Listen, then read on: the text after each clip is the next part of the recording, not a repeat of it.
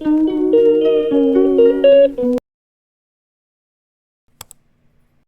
ডিমের কালিয়া রান্না করব, তাই এখানে নিয়েছি আমি ডিম সেদ্ধ করে, শুকনো লঙ্কা, নুন, তেল, লঙ্কা গুঁড়ো, হলুদ গুঁড়ো, জিরে গুঁড়ো, আদা রসুন বাটা, পেঁয়াজ কলি, কাঁচা লঙ্কা, ধনেপাতা, টমেটো।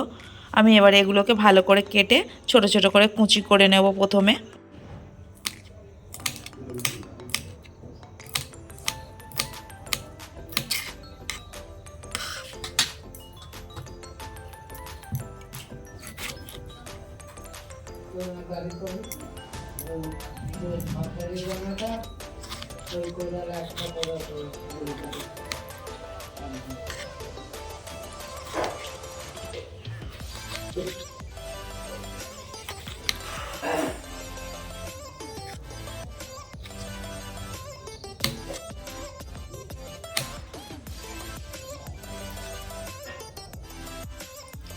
আমার এখানে কড়া গরম হয়ে গেছে, এবার আমি এর মধ্যে দিয়ে দেবো তেল।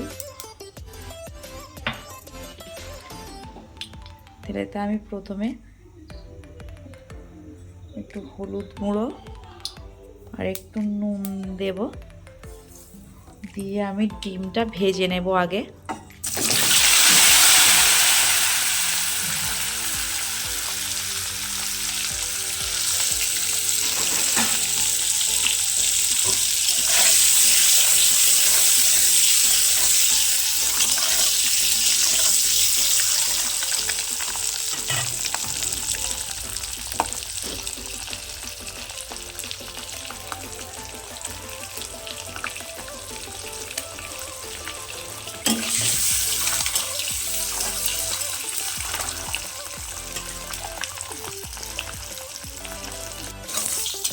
ডিমটা আমার ভাজা হয়ে গেছে, আমি এবার একে তুলে নেবো একটা একটা করে।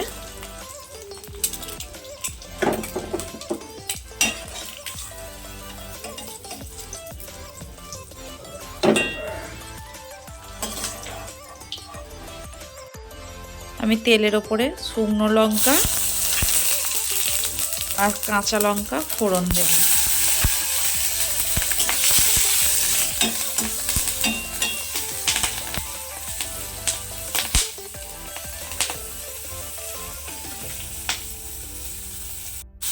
তেলের ওপরে এবার পেঁয়াজ কলিগুলোও দিয়ে দিলাম।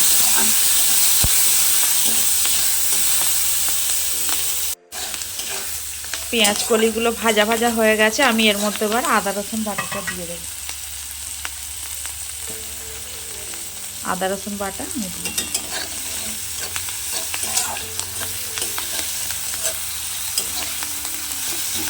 আমি আদা রসুন বাটাটাও একটু ভালো করে একটু ভেজে নেব।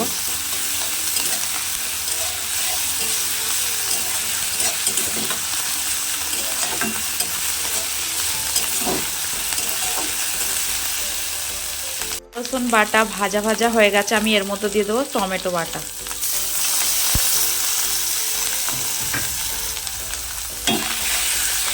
এটাকে একটু ভালো করে নাড়িয়ে চাড়িয়ে নেব।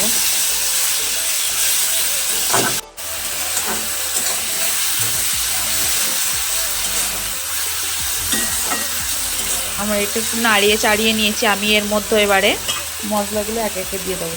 এখানে হলুদ গুঁড়ো, লঙ্কা গুঁড়ো আর জিরে গুঁড়ো একসাথে দিয়ে দেবো।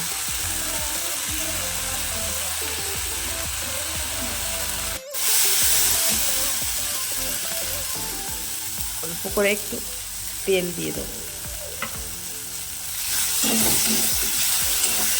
মশলাটাকে আমি একটু ভালো করে কষিয়ে নেব।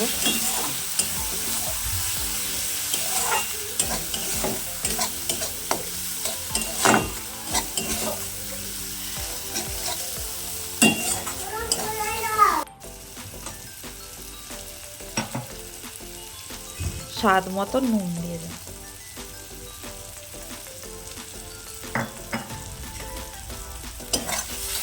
দিয়ে আরেকটু ভালো করে মশলাটাকে কষিয়ে নেব। আজকের তরকারিটা দেখো বন্ধুরা, আমার পুরো লাল আর সবুজে কালার হয়ে গেছে।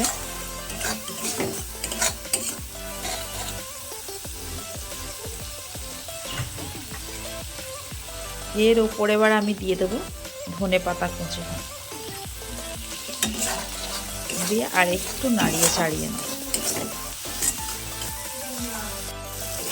মশলাটা আমার কষানো হয়ে গেছে, আমি এর মধ্যে এবারে জল দিয়ে দেবো।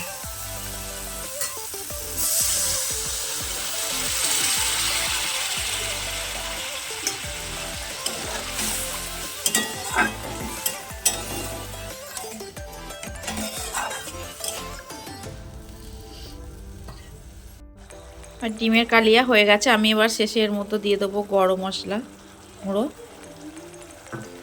আমি এবার এটাকে একটু নাড়িয়ে চাড়িয়ে এবারে নামিয়ে নেব। আমার হয়ে গেছে। ভিডিওটা আজ এই পর্যন্তই। আমার ভিডিও যদি তোমাদের ভালো লেগে থাকে like, comment, share and subscribe করে দিও। সবাই ভালো থেকো, সুস্থ থেকো।